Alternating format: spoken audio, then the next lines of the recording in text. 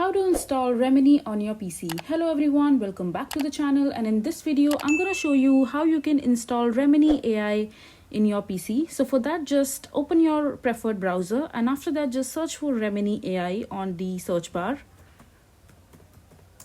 and just click on the first link that you will see,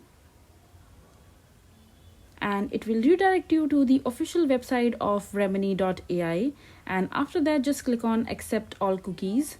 The interface of the website is quite similar as the mobile version of the Remini application, and in order to download the Remini in your PC you have to click on try Remini from the top, and here just scroll down and click on get it on Google Play, and there you will be redirected to the Google Play website where you will see the option to install the Remini AI photo enhancer in your PC.